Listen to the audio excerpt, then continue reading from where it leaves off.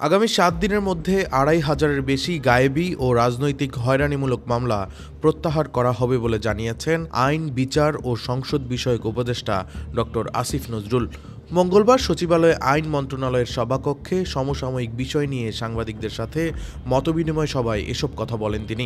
আসিফ নজরুল বলেন, আওয়ামী লীগ সরকারের আমলে গায়েবী ও রাজনৈতিক হয়রানিমূলক ২,৫০০-এর বেশি মামলা শনাক্ত করতে পেরেছি। ২৫টি জেলায় এসব মামলা হয়েছে। এসব মামলায় লাখ লাখ মানুষ আসামি। এই মামলাগুলো ৭ দিনের মধ্যে প্রত্যাহার করতে পারব বলে আশা করছি।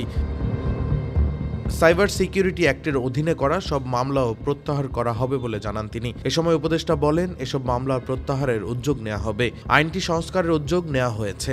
তথ্য প্রযুক্তি মন্ত্রণালয় এ নিয়ে কাজ করছে। Desk report, metro TV.